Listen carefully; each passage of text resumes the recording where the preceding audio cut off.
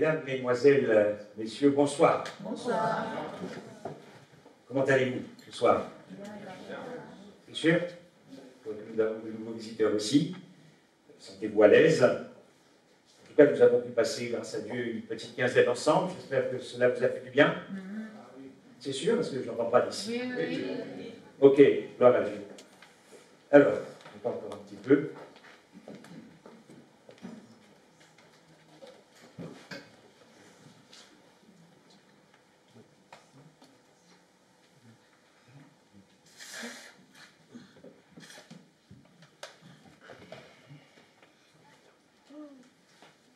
La grande détresse de Dieu, c'est ça, je te remercie.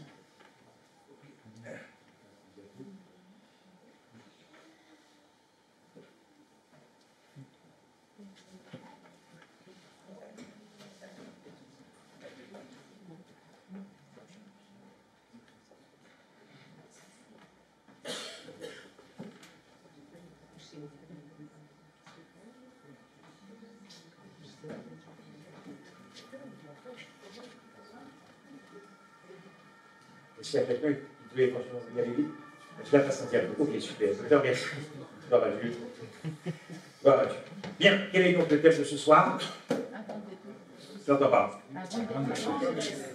Ok, la grande détresse. Quand je dis Dieu, c'est naturellement la famille divine. Hein. C'est pour continuer le message que nous avons vu mercredi soir, de la seconde mort à la croix. Vous savez bien que Paul parle de la seconde mort à la croix. Lorsqu'il parle de la seconde mort, il ne parle pas du tombeau à la croix. Nous sommes à la croix. Nous parlons de la seconde mort et nous avons vu que c'est une seconde mort qui se joue dans la conscience, dans les émotions, dans le cerveau. C'est la conscience d'être abandonné par Dieu définitivement avant physiquement de mourir. Nous avons vu que la mort physique est la conséquence de la seconde mort. Et ce soir, nous allons essayer de voir ce qui se passait dans véritablement les émotions du Christ, de la famille divine, dans le cerveau du Christ et aussi dans le cerveau du Père et du Saint-Esprit pour comprendre véritablement le prix de notre vie, le coût de notre existence, ce que ça a coûté chaque souffle de vie pour la famille divine. La grande détresse de la famille divine. Vous savez, lorsque nous considérons la mort sacrificielle du Christ, peut-être que nous perdons de vue que considérer la mort sacrificielle, c'est entrer dans la grande détresse de la famille divine. Souvent, nous parlons du sang, nous parlons de la justification, nous parlons des péchés, nous parlons de la substitution, de la propitiation. Tout ça est juste. Mais si nous ne plongeons pas tout ça dans la grande détresse de Dieu, j'ai peur qu'à ce moment-là, la présentation de l'Évangile soit trop technique, parce que j'entends parler de justification, pardon, justice imputée, justice impartie. Je ne suis pas certain que lorsque nous sortons de ce type de débat, nos cœurs soient mouillés par l'amour de Dieu. Lorsque nous considérons l'intériorité donc de son sacrifice expiatoire, nous entrons dans la grande détresse de la famille divine. Vous imaginez cette grande détresse de la famille divine, du Père, du Fils et du Saint-Esprit. Lorsque nous considérons son sacrifice propitiatoire, nous entrons dans la grande détresse de Dieu. Et pour reprendre cette expression qu'on trouve dans le psaume 22 à travers des animaux sauvages, lorsque vous entrez dans la gueule de la seconde mort, vous entrez dans la grande détresse de Dieu, c'est-à-dire que nous entrons et nous explorons l'enfer en Dieu. L'enfer en Dieu et le cauchemar en Dieu. Lorsque nous laissons ce texte étant en agonie, naturellement, cette agonie a commencé à Gethsémane, mais cette agonie ne s'est pas arrêtée à Gethsémane. Cette agonie a atteint son paroxysme lorsque le Christ fut élevé, pendu au bois sur la croix de Golgotha. Mais il faut comprendre aussi ici que c'est toute la famille divine, naturellement, qui est en agonie. Je fais une petite parenthèse pour les visiteurs qui nous visiteraient pour la première fois, ainsi que ceux qui ont l'habitude de venir ici, au cours de cette quinzaine. Je pense que pour demain après-midi, en fin de journée, je pense que vous aurez la possibilité de retrouver la fin des conférences de la première semaine et ceux de la seconde semaine. Et je vous invite véritablement à aller écouter ces messages, pas pour moi, mais véritablement pour que le Saint-Esprit puisse travailler vos cœurs. Car ce sont des messages qui travaillent vraiment et qui vous bouleversent. Lorsque vous avez le cœur écorché, ce n'est plus difficile de suivre le Christ. C'est même facile de le suivre. Ce n'est plus compliqué. J'ai pensé pendant 45 ans de ma vie que c'était impossible de suivre Dieu. Ça nécessitait trop de sacrifices. Mais je me suis rendu compte que quand vous êtes bouleversé par l'amour de Dieu, tout devient facile. Amen. C'est pour ça qu'il y aura du monde au ciel. Vous savez, je n'avais pas prévu de vous dire ça, mais je vais quand même pas ajouter du temps. Je me souviens, quand j'étais dans le monde et je voyais les copains qui étaient restés adventistes, je pensais que c'était des héros. Ah, comment ce type peut faire, quoi? Et pardonne-moi, Seigneur, vraiment. Donc, l'agonie, c'est vraiment l'agonie de la famille divine. Mais en réalité, chers amis, quand nous rentrons dans l'intérieur de ce sacrifice, ce que nous voyons, c'est l'aspect extérieur, le Christ crucifié, etc. Mais quand nous entrons à l'intérieur, quand nous parlons de l'agonie de la famille divine, nous sommes en train de parler de l'agonie de l'amour. C'est pas rien, ça. L'agonie de l'amour, c'est-à-dire la tragédie de l'amour, c'est-à-dire la détresse de l'amour. Dieu est amour, si sa famille est en détresse, c'est l'amour qui est en détresse. Et nous l'avons vu. Et je ne me lasserai jamais de le dire. Parler de la tragédie de l'amour, parler de la détresse de l'amour et parler de l'agonie de l'amour, c'est l'amour qui doit choisir entre l'amour et l'amour. C'est l'amour qui doit choisir et choisir un choix impossible. Qui allait souffrir? Le Père, le Fils ou toi? Mais nous avons vu que l'amour que le Père a pour le Fils est aussi fort que l'amour que le Père a pour toi. Amen. Et que l'amour que le Père a pour le Fils le pousse à le sauver, mais en même temps, l'amour qu'il a pour toi le pousse à ne pas te plaire. Vous voyez, c'est ce que j'appelle la l'agonie de l'amour. C'est ce que j'appelle la tragédie de l'amour. C'est ce que j'appelle la détresse de l'amour. Et cela vaut pour le Fils aussi. Car tout dans le Fils le pousse à te sauver. Mais le Fils n'est pas maso. Tout dans le Fils le pousse à ne pas perdre son Père. Est-ce que vous comprenez ce que ça a coûté à la famille divine? Simplement d'être là ce soir. Chaque battement du cœur. Amen. Chaque battement du cœur.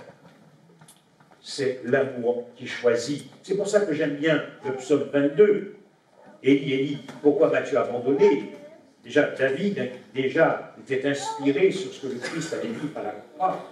Loin de mon salut, loin des paroles de mon rugissement. Oui, c'est le hurlement de l'amour qui doit faire ce choix impossible. C'est le rugissement de l'amour qui doit faire ce choix impossible. Voilà pourquoi il y a un texte, pas mis ici, bien à l'esprit, quand il est dit que bien qu'il fût fils, il a dû apprendre l'obéissance par les choses qu'il a souffertes, et après avoir été élevé à la perfection, il est devenu l'auteur du salut pour tous ceux qui obéissent. C'est dans Hébreux 5. Et élevé à la perfection, alors que le Christ a été parfait dans toutes les phases de son existence, élevé à la perfection, j'entends par là que dans cette traversée de la seconde mort, dans cette traversée de la grande détresse, Dieu, homme, l'homme, Dieu, dans sa nature humaine ou divine, ou divine ou humaine, s'est embelli. C'est une expérience embellissante pour Dieu. C'est l'expérience la plus enrichissante pour Dieu.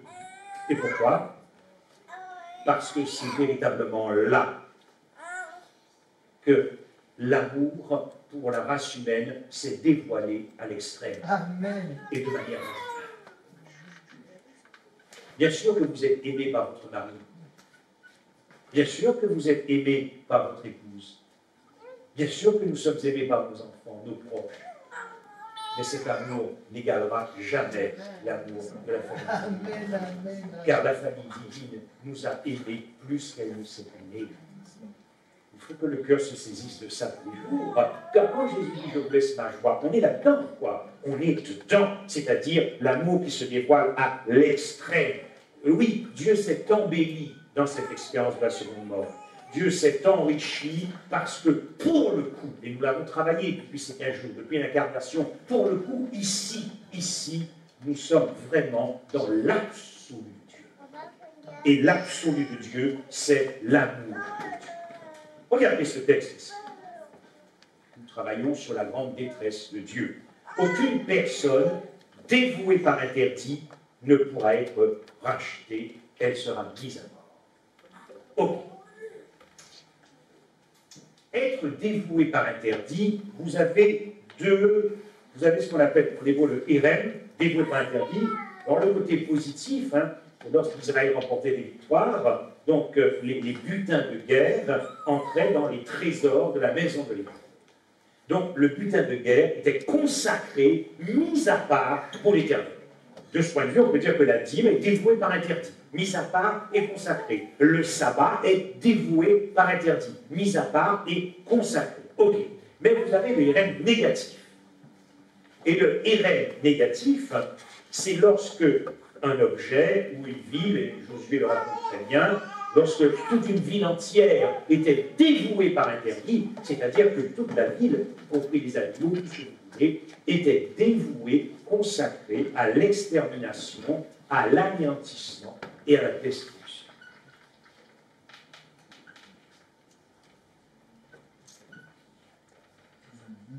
Christ était donc devenu l'être de l'interdit.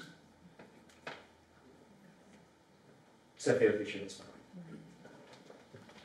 Oui, jusqu'où va l'amour?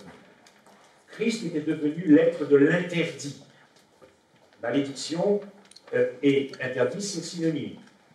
Donc, il était devenu l'être du néant, l'être du chaos, l'être de la désolation. Mais vous comprenez bien que c'est toute la famille divine qui traverse cette grande détresse. Nous avons l'occasion de dire que c'est toute la famille divine qui est en situation de deuil, puisque le Fils perd le Père, et il ne le fait pas souvent le Père tous les jours, naturellement. Et le Père pareil, le Saint-Esprit pareil. Et vous imaginez à quel point nous sommes aimés chez lui. Amen. Donc, le Christ, lorsque Jésus dira d'ailleurs, et comme Moïse éleva le serpent dans le désert, il faut de même que le Fils de l'homme soit élevé. Je rappelle que c'est un objet païen, la croix, un objet profane. Je rappelle que pour les Juifs, c'est la malédiction absolue. Pour les Grecs, c'est la folie absolue. Donc, le Christ, il traverse cette grande détresse parce qu'il ne peut pas se voir autrement que l'être de l'interdit. Il ne peut pas se penser autrement que l'être de l'interdit. Il ne peut pas se sentir et se voir autrement que l'être de l'interdit, mais en plus, il traverse cette grande détresse parce qu'il sait que c'est de cette manière que le Père et le Saint-Esprit le voient un jour. Et malgré, il était devenu l'être de l'interdit, l'amour a continué à t'aimer. L'amour a continué de nous aimer. Christ, en traversant cette grande détresse, ne devient plus rien devant l'univers. Il a démontré à l'univers qu'il est le Dieu très haut parce qu'il était devenu le Dieu très bas. Et d'ailleurs, il va s'approprier non seulement le symbole du serpent, dans les versets que vous avez lus, mais il va aussi s'approprier le symbole du verre.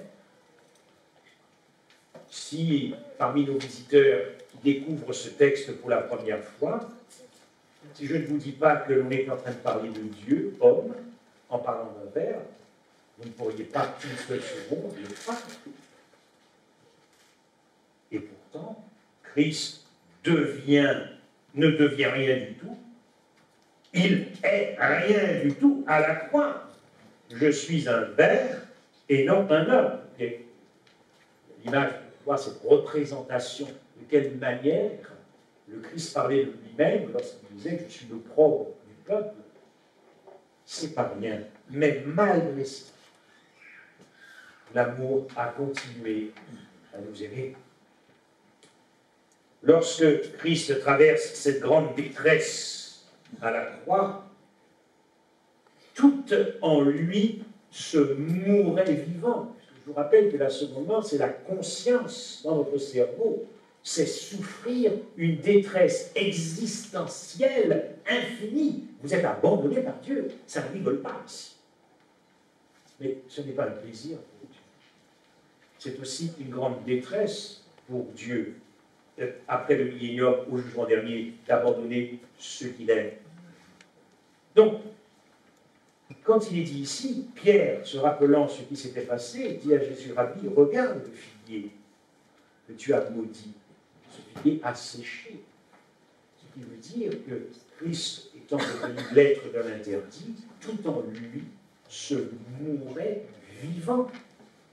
Dans l'épisode où la ville de Sodome et Gomorrhe avait été dévouée par interdit et donc vouée à l'extermination, à la destruction, à l'anéantissement, lorsque Lot a réussi, par la grâce de Dieu, à fuir avec sa femme, la femme de Lot, qui avait un cœur partagé, s'est retournée vers cette ville. Or, il y avait une loi dans l'Église qui disait que si une chose est dévouée par interdit, il ne faut surtout pas toucher cette chose, ou ne pas regarder quelque chose qui avait été dévoué par interdit, puisque vous devriez vous-même dévouer par interdit. Donc, vous voyez bien ce qui est arrivé à la femme de Lot, dévouée par interdit, devenue statue sainte. Donc, tout en Christ se mourait vivant. Ma force se dessèche comme l'argile, et ma langue s'attache à mon palais. Tu me réduis à la poussière de la mort. Christ essaie de nous dire ce qui se passe dans ses entrailles, dans ses pensées, lorsqu'il traverse cette grande détresse, parce qu'il traverse la vallée de la seconde mort. Tout en lui se dessèche. Tout en lui se dessèche. Mon cœur tremble au-devant de moi, et la terreur, les terreurs de la mort me surprennent. La crainte et l'épouvante m'assaillent, et le frisson m'enveloppe. Je l'ai dit, il ne voyait plus, il ne pouvait plus voir au-delà du tombeau, car Dieu avait distillé dans son être, avait injecté dans son être ton expérience de la seconde mort en lui. Et ce qui est intéressant ici, donc, nous voyons que tout en lui se mourait vivant. On est vraiment ici dans la dévastation de l'âme, dans une détresse existentielle qu'aucun homme n'a vécue, si ce n'est le Christ, pour que nous n'ayons pas à souffrir de cette détresse existentielle. Vous voyez comment la famille divine s'est aimée plus elle nous a aimés plus qu'elle ne s'est aimée. Et ici, c'est intéressant, parce que je vous ai dit que dans le tombeau, l'homme, Christ, est mort. Mais la divinité du Fils ne peut pas mourir, car Dieu est immortel. Mais il continue de subir dans la divinité du Fils, cette grande détresse, car il n'y a plus de relation entre Dieu le Père et Dieu le Fils. Il n'y a pas de relation, puisque Dieu est devenu l'être de l'interdit par rapport à Dieu. C'est coupé. Donc il continue dans le tombeau, la divinité du Fils, à déguster la grande détresse. Mais ce qui est intéressant, c'est que même dans le tombeau, la divinité du Fils a continué de nous aimer, même en traversant la grande détresse. La divinité du Fils a continué parce que la divinité du Fils est restée fidèle à notre race humaine, loyale à notre race humaine. La divinité du Fils ne s'est pas désolidarisée de son humanité, restée unie pour toujours. Quoi que cela coûtait à la famille divine, à cause de cet amour pour vous, pour moi, pour la race humaine. Dans le tombeau, en pleine détresse, la divinité du Fils continue à nous aimer. Lorsque vous traversez cette grande détresse dans la vallée de la seconde mort, eh bien, tout en vous devient liquide. Je suis comme de l'eau qui s'écoule et tous mes os se séparent. Vous voyez, tout devient liquide parce que vous êtes broyé, vous êtes brisé par cette grande détresse. Vous êtes en quelque sorte gangréné par cette grande détresse et donc votre âme, vous avez le sentiment que votre âme se brise en 1000 morceaux, d'où cette sensation, ce sentiment pour le Christ qui devenait complètement liquide.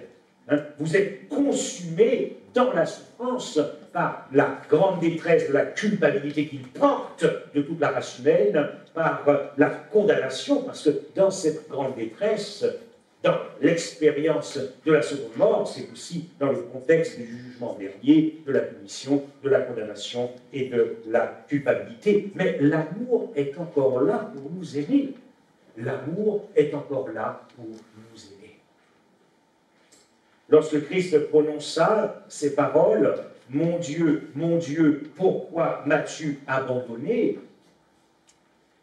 on n'imagine pas la distance que le Père a mis entre lui et le Fils. C'est une distance maximale. D'ailleurs, j'aime bien ce passage, parce que Jésus dira, regardez ce qui s'est passé, regardez comment Jonas a vécu ce qui s'est passé, vous comprendrez un petit peu mieux ce que je vivrai à la croix. Lorsqu'il est dit, je disais, je suis chassé loin de ton regard. Ben, le petit mot hébreu chassé signifie expulser, signifie divorcer, répudiation, jeter dehors. Nous n'imaginons pas, dans cette grande détresse de la famille divine, la distance infinie que le Père a mis entre lui et le Fils, d'où ce cri du cœur, mon Dieu, pourquoi m'as-tu abandonné ?» C'est-à-dire que Dieu lui-même, dans l'expérience de ce qu'est véritablement la seconde mort, c'est-à-dire cette séparation où on ne fait pas semblant de se séparer que pour 3 jours, parce qu'il s'agit de payer le salaire du péché et que c'est une mort éternelle, donc tout ça a été injecté dans le cerveau du Christ. Dieu est allé à la distance maximale qui puisse exister entre Dieu et le péché. C'est-à-dire entre Dieu et Dieu. Celui qui n'a point connu le péché, il l'a fait devenir péché. Tout ça, rien que pour toi. Mais ça nous dépasse. Vous imaginez la distance que Dieu a dû mettre entre lui et le péché, c'est-à-dire entre Dieu et Dieu. Rien ne peut être plus éloigné de Dieu, plus loin de Dieu, que celui qui a été fait malédiction. Christ nous a rachetés, c'est-à-dire de la grande détresse. De quelle manière nous a-t-il rachetés de la grande détresse? De quelle manière nous a-t-il rachetés de l'expérience de la seconde mort? C'est lui qui souffre. Ce n'est pas lui. Mais quand je dis que c'est le Fils qui souffre, c'est toute la famille divine. L'insoutenable légèreté de notre être a plongé la famille divine dans la perdition de l'expérience de la seconde mort. Je vais répéter ça.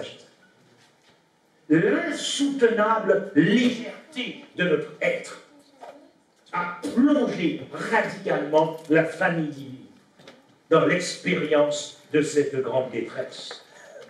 Maudit est quiconque est pendu au bois. Donc vous imaginez que rien ne peut plus être plus éloigné de Dieu que celui qui a été fait malédiction. D'ailleurs, quand vous lisez le Deutéronome sur les malédictions, vous comprenez véritablement cette grande détresse du Christ. Car lorsque vous êtes maudit, voici ce que vous ressentez en vous. Vous comprenez qu'il n'y a plus d'avenir. Vous comprenez qu'il n'y a plus d'éternité. Vous comprenez qu'il n'y a plus de futur. Car il est écrit, le ciel sera sur ta tête, le ciel sur ta tête sera d'airain, et la terre sous toi sera de fer. Le texte est clair. Comprenez bien que vous ne pouvez plus faire des plans sur l'éternité. Vous ne pouvez plus faire des plans que vous allez dans 3 jours trouver votre Père. La grande détresse de la famille. Situation de deuil. Situation de deuil. Autrement dit, lorsque vous êtes maudit, la malédiction est ce qu'il y a de plus éloigné de la bénédiction. Donc si vous êtes maudit, Dieu ne présente pas avec sa loi, alors vous comprenez bien que vous êtes irrécupérable. Il a fallu injecter ça dans le cerveau du Christ. Et je l'ai dit, il a réussi. C'est parce qu'il a triomphé dans la foi et dans l'amour à la croix qu'il a pu ressusciter. Mais il s'est trouvé entre ce qu'il vivait, c'est-à-dire votre expérience de perdu et de maudit, et ce qui était écrit dans la parole de Dieu, 3 nuits et 3 jours. Mais il a continué de faire confiance à son Père alors qu'il n'avait plus rien à espérer. On appelle ça la foi du Christ. Et il a continué d'aimer son père, coûte que coûte, quoi que ça lui coûte, alors qu'il n'y a plus d'espérance. Mais dans sa tête, dans ce qu'il vit, c'est terminé. Observez bien cela. Ta vie sera comme en suspens devant toi. Tu trembleras la nuit et le jour. Tu douteras de ton existence. Deutéronome 28 vous parle de tout ce qui arrive à ceux qui sont maudits. Donc, le Christ pendu au bois traverse sa grande détresse parce qu'il a un cœur, il a des émotions, il a des sentiments. Ce n'est pas parce qu'il est Dieu qu'il est indifférent. Non, au contraire. Son amour étant tellement infini que sa sensibilité est infinie par rapport à nous. Pour imaginer ce qui est inimaginable, et même l'éternité ne nous permettra même pas de comprendre cette grande détresse de Dieu. Nous avancerons à petits pas d'éternité en éternité, et nous comprendrons que Christ avait compris qu'il ne valait plus rien à la croix. D'ailleurs, dans l'un des mots en hébreu de malédiction, ça signifie ne plus valoir rien du tout. Vous ne valez rien du tout quand vous êtes maudit. Vous ne valez plus rien quand vous êtes maudit. Autrement dit, quand il est dit tu douteras de ton existence, c'est-à-dire qu'à ce moment-là, ce que Dieu a téléchargé dans l'Esprit du Christ, c'est qu'il était indigne de vivre, qu'il était indigne d'exister, et qu'il était digne de mourir. D'où cette grande détresse, partagée par la famille divine. Revenons sur ce mot en agonie. Étant en agonie, ça a commencé à Gethsémani. D'ailleurs, c'est la première fois que j'ai réalisé ceci. Mais finalement, si sa sœur était devenue comme des gouttes de sang, il aurait dû faire un AVC. Vous comprenez que, comme à la croix est là, si sa propre divinité ne vient pas aider son humanité à encaisser et déguster cette grande détresse, le Christ faisait un accident vasculaire à Gethsémani. Mais l'Écriture, qui ne ment pas, disait que c'était hors de la porte qu'il devait souffrir et pendu au pas. Mais là, si sa propre divinité, peut-être même la divinité du Père, quoique il n'y a plus de relation, mais si la divinité du Fils ne vient pas l'aider, il meurt là.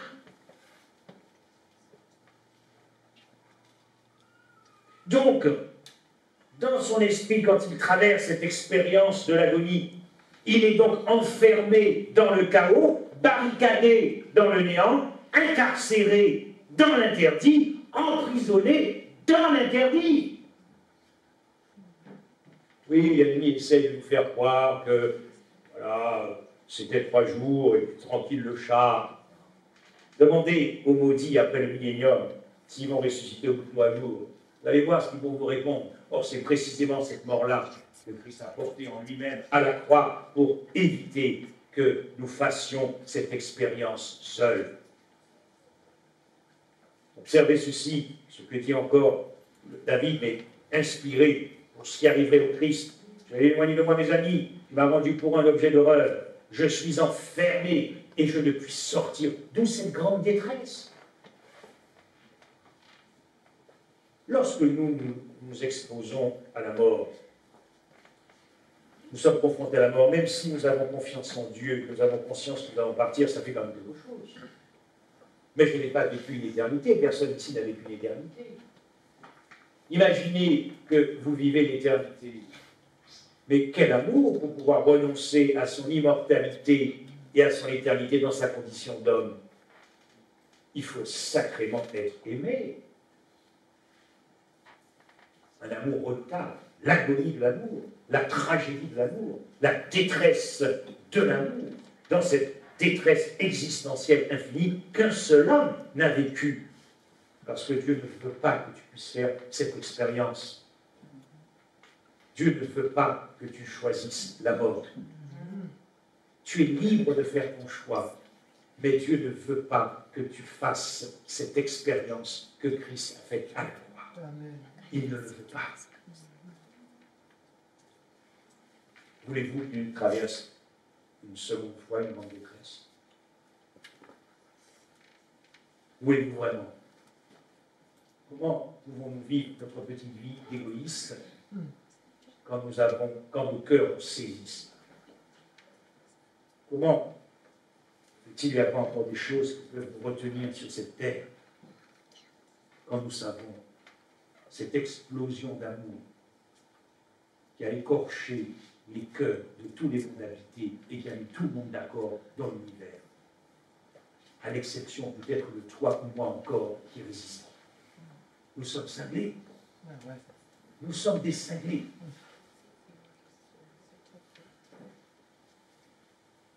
Nous parlons ensemble. Je ne cherche pas ici à culpabiliser qui que ce soit. Dieu avance au pas de chacun d'entre nous. Nous pouvons compter sur sa confiance. Mais vous ne savez pas quel sera votre dernier souffle. Ne laissons pas à l'ennemi de nous distiller ce que j'appelle l'insoutenable légèreté de l'être. Quand nous voyons un tel amour nous exploser et déchirer la famille divine. Regardez, dans l'expérience de Jonas, je suis descendu jusqu'aux racines des arbres, les barres de la terre m'enfermaient. Voyez, vous êtes barricadés dans l'interdit. Il faut que la justice passe, car Dieu ne peut pas plaisanter avec sa loi. Mais il a mélangé son amour et la justice pour que ce soit lui qui paye cette grande détresse et pas vous et moi. Et même si vous faites le choix de choisir la mort, il a quand même décidé d'y aller pour toi. Ce qui pourrait être pour toi à pure perte. Donc la famille divine a accepté de se perdre à pure perte. Si nous considérons que depuis l'histoire de la race humaine, la grande majorité des êtres humains ont choisi la mort. Car ne pas choisir l'amour, ne pas choisir la vie, c'est choisir la mort. Observez bien dans la détresse de Job. Job ouvrit la bouche et maudit le jour de sa naissance. Voyez un peu comment l'Écriture nous révèle ce qui se passait dans l'existence particulière de trois hommes, la détresse de Job, la détresse de Jonas et la détresse de Jérémie. Pour vous faire comprendre un tout petit peu ce qui se passait dans le cœur, les émotions et l'esprit du Christ, et ce qui se passait pour la famille divine. Job, la détresse de Job l'a poussé à maudire le jour de sa naissance. Vous voyez la dévastation de l'âme, la souffrance d'une détresse existentielle. Observez la détresse de Jérémie.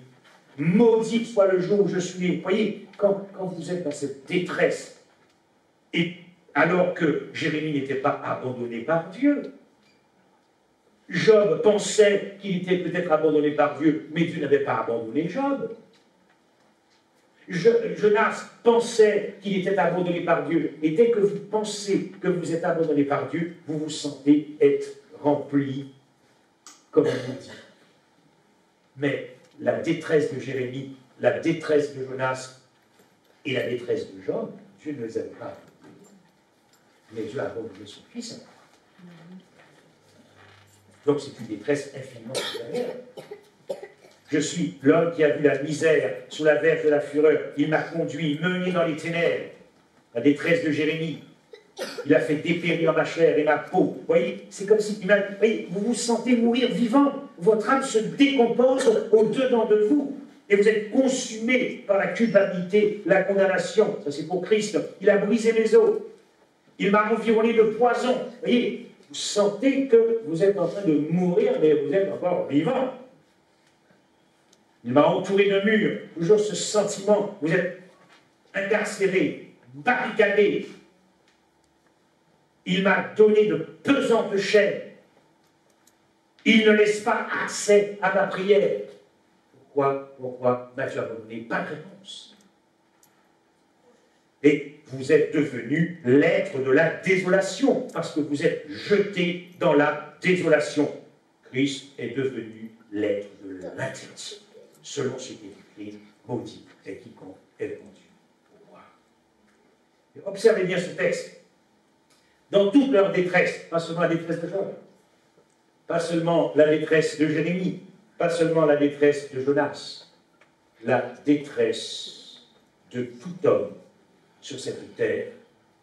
Christ a porté en lui la détresse de la seconde mort de tout homme en lui, pendu au bois, de 9 h jusqu'à 15 h, et particulièrement de midi à 15 h.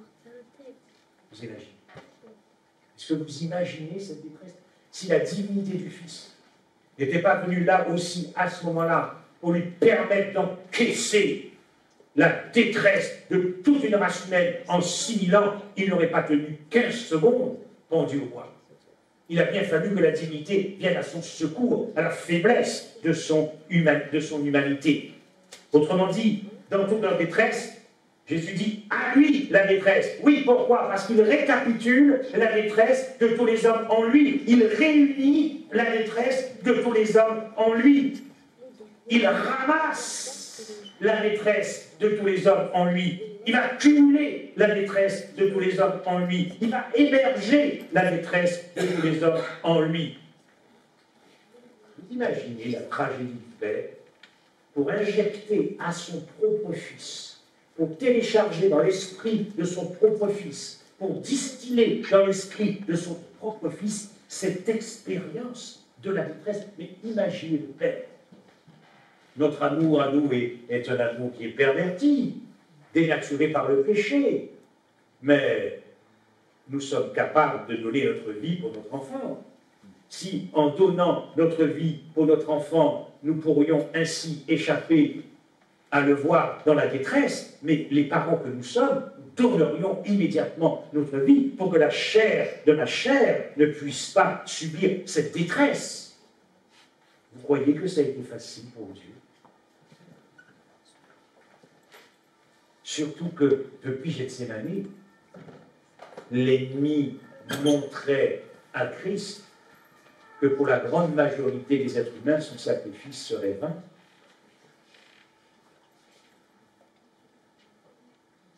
C'est terrible, chers amis. C'est terrible ce qui s'est passé de Gethsémani à la croix et ce qui a continué pour la divinité dans le tombeau.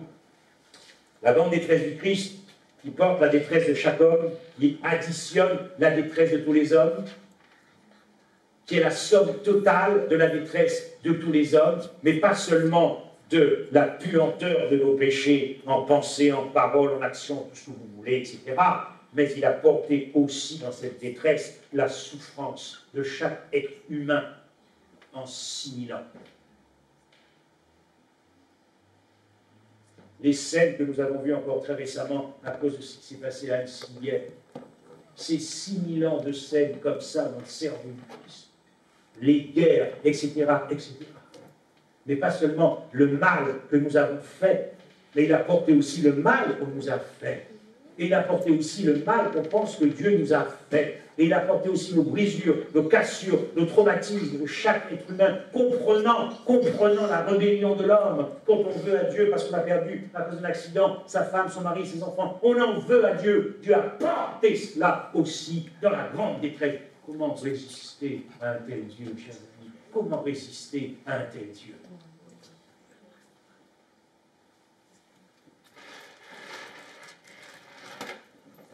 Mais dans cette grande détresse, l'amour est encore là.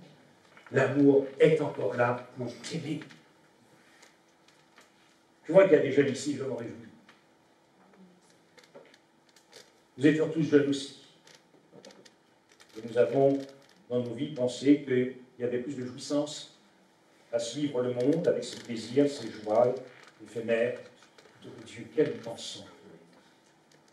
Quand vous découvrez cet amour, vous comprenez que l'attraction du monde devient une attraction pâle, sans attrait, parce que vous êtes rempli de l'absolu de Dieu.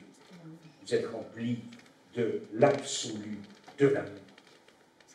Le monde ne vous aimera pas comme Dieu vous aime. Non. Le monde, tout ce qui est à l'intérieur, la convoitise de la chair, la convoitise de l'orgueil, la convoitise des yeux, tout ce que le monde propose, ne pourra jamais vous aimer comme Dieu vous a aimé. Vous ne trouverez jamais de la fidélité dans le monde. Vous ne trouverez jamais de la loyauté dans le monde. Vous ne trouverez jamais de l'intégrité dans le monde. Le monde ne nous aime pas. Le monde s'aime soi-même. Mais cette famille divine, vous pouvez compter sur elle. Et il faudra véritablement la piétiner pour que vous soyez perdus. Ce n'est pas possible de se perdre avec ton amour. Bon. C'est le dingue. Quel Dieu, n'est-ce pas? Alors, je parlais, et je vais conclure, la grande détresse de la famille divine. Si quelqu'un est fort, c'est seul, les deux peuvent résister. La corde à 3 fils ne seront pas. Dans les commentaires bibliques, la corde symbolise cette famille divine. Cette famille divine, rien ne peut la désigner. De toute éternité, rien ne peut désigner la famille divine. Rien ne peut séparer la famille. Et pourtant, elle a été séparée. À cause de quoi? Eh bien, peut-être la mauvaise pensée que j'ai eue quand je me suis garé ici, il y a à peu près 1 heure, 1 heure et demie. Vous voyez? C'est tout bête. Je ne parle pas de gros péchés, là. Moi, juste une mauvaise pensée que je n'ai peut-être pas chassée immédiatement. Voilà le résultat. Le résultat. Juste peut-être parce que je n'ai pas chassé une mauvaise pensée tout de suite. Cette mauvaise pensée a fait exploser la famille.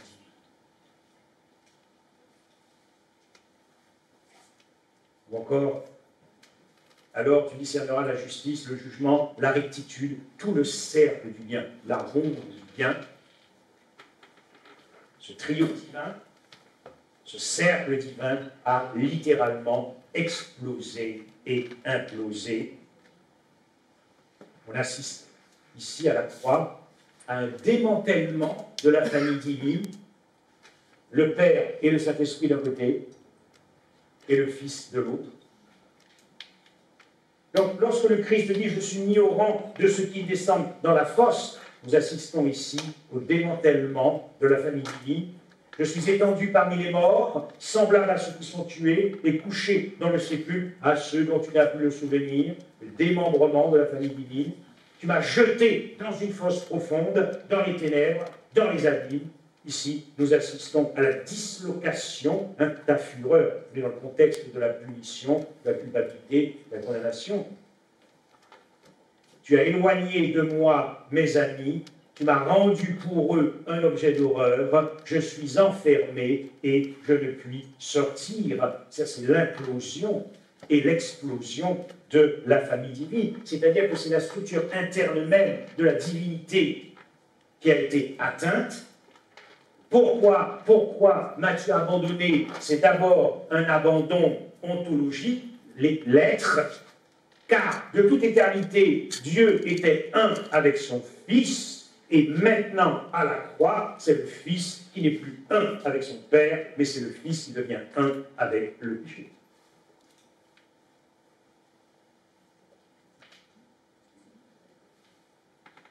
Le Père et le Saint-Esprit ont perdu un monde dans leur vie. Situation de deuil. De toute éternité. Le Fils et le Père sont un. Et maintenant, le Fils est un avec le péché. C'est ce que Dieu voit à la croix. Qu'est-ce que Dieu voit à la croix? Son Fils ou le péché? Donc un abandon ontologique et un abandon affectif. Car Dieu aime le péché. Mais Dieu est le qui est à la croix. Le péché. L'incarnation du mal. La personnification du péché. Christ dans les entrailles du péché. Pourquoi m'as-tu abandonné? La famille divine est brisée, la famille divine est cassée, la famille divine est fracturée, coupée. On est là dans une rupture relationnelle, une brisure relationnelle vécue comme définitive parce que nous devions passer par cette expérience-là. Oh, pouvons-nous imaginer la détresse d'une éternité brisée, la détresse d'une éternité cassée, fracturée, coupée. Mais malgré ça, l'amour est encore là pour nous aider. Amen. L'amour est encore là pour nous aider. Pour finir, chers amis, ce soir, souvenez-vous de ceci. Alors qu'il était devenu l'interdit, l'amour est encore là. L'amour est indestructible. Même dans l'expérience de la seconde mort, l'amour supporte tout. L'amour résiste tout. Lorsqu'il ne valait plus rien, il continue de t'aimer. Lorsqu'il est maudit, il continue de t'aimer. Lorsqu'il devient le chaos, la désolation, il continue de t'aimer. Lorsqu'il n'y a plus d'espérance, lorsqu'il n'y a plus d'espoir, lorsqu'il n'y a plus rien, il continue de t'aimer. C'est-à-dire que finalement, il continue de nous aimer quand il n'y a plus rien à aimer. Je voudrais ici m'adresser spécialement à nos amis qui nous ont fait la joie de venir quasiment à toutes les conférences. Je voudrais que l'on puisse prier pour vous spécialement, si vous l'acceptez naturellement. Que vous puissiez venir ici. Jacques, si tu veux bien venir ici. Antoine, si tu veux bien venir.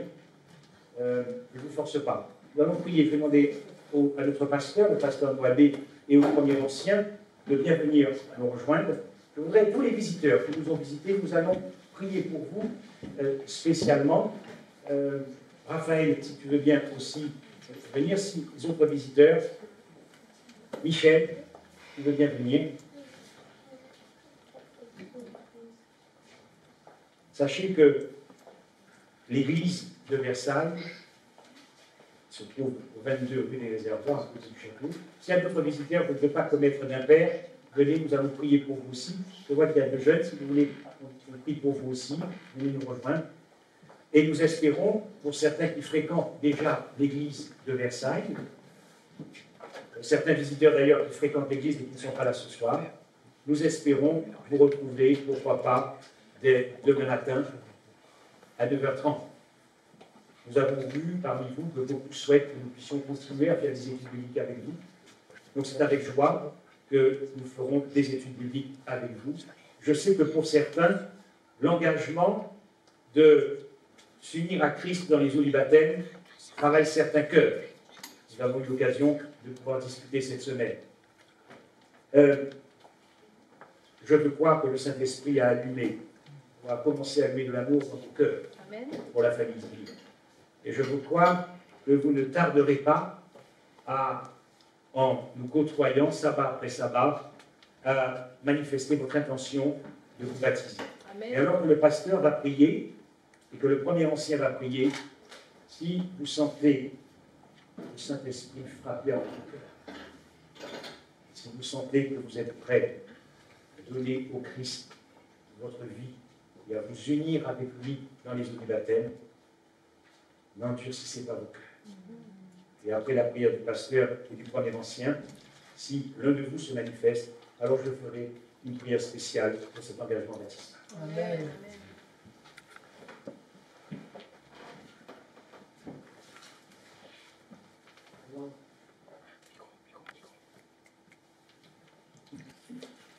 Avant de faire cette courte prière, je voudrais juste partager avec vous pendant 3 minutes, 1 minute et demie, quelque chose que j'ai vécu il y a 35 ans. J'avais 22 ans. Ma vie était complètement plongée dans la addiction, drogue, boissons alcooliques, whisky, cigarettes, prostitution, le crime et tout ce qui se passait. J'ai joué la guitare dans une bande de rock depuis ma petite jeunesse. Et je détruis mon cœur, mes poumons et mon foie à cause de la drogue. Le médecin m'a dit, tu as un an et demi de vie. Si je suis un tombeur, et c'est un positiviste. Et dans cette détresse, angoisse d'avoir détruit mon corps, ma vie, avec 22 ans à peine, j'ai trouvé Jésus-Christ. Un soir, 24 décembre, Noël. Et le Seigneur m'a donné comme cadeau de Noël la guérison de mon cœur, mon foie, et la délivrance de l'alcool, cigarette et de toutes les drogues que j'ai consommées. 2 jours au lendemain, le 25 décembre, je suis réveillé complètement libre de toute addiction, avec mon corps guéri. Et c'est pour cela que je offris ma vie à Jésus pour être un pasteur. Ça fait déjà 35 ans. Donc, cet amour, quelle folie qu'il nous présente à chaque jour de cette quinzaine, il est réel. Amen. Moi, je expérimente cet amour à chaque jour. Amen, amen. Mon Père céleste, avec toute humilité de mon âme, je veux ce soir te dire merci. Merci, Seigneur, pour nous aimer autant que tu nous aimes. Merci, Seigneur, pour ce message, pour nouvelle de l'évangile du Christ. Et merci, Seigneur, pour toutes ces personnes qui sont là, qui ne n'ont pas vers toi ce soir. Je te prie, au nom de Jésus-Christ, que la lumière céleste puisse luire dans chaque cœur, au nom de Jésus-Christ. Amen. Amen.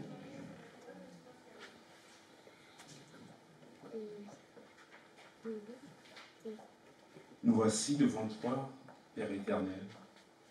Nous voulons te remercier pour, durant toute cette quinzaine, de nous avoir dit comment tu nous aimais d'un amour éternel. Ce soir encore, tu es en train de frapper à la porte de notre cœur.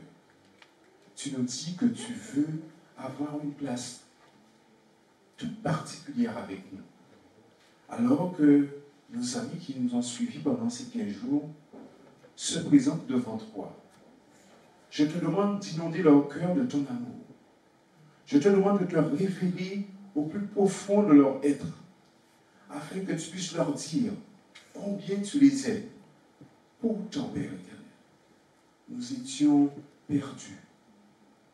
Pourtant, nous t'avons abandonné. Pourtant, nous t'avons tourné le dos.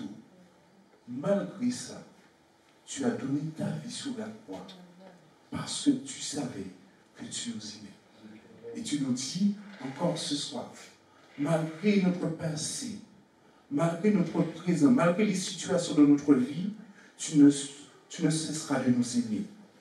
Alors je te demande qu'une chose, que tu puisses te révéler pleinement et que tu puisses remplir le cœur de nos amis de la présence de ton Esprit Saint, afin qu'eux-mêmes puissent les enseigner et leur dire comment ils peuvent se tourner vers toi, comment ils peuvent trouver un appui vers toi, comment ils peuvent trouver un soutien auprès de toi, mais surtout, comment ils peuvent trouver l'espérance en toi. Bénis chacun d'entre eux et que chaque décision qu'ils prendront soit guidée par ton esprit et qu'ils puissent pouvoir, le moment que tu as choisi, dire, manifester haut et fort la présence de Jésus-Christ dans leur vie. C'est en ton nom que nous avons prié. Amen. Amen. Vous pouvez lire l'histoire. Je vais finir par une petite histoire très courte. C'est l'histoire d'un jeune homme qui est fiancé avec sa fiancée, se connaissent depuis tout petit. Et ils sont très amoureux l'un de l'autre.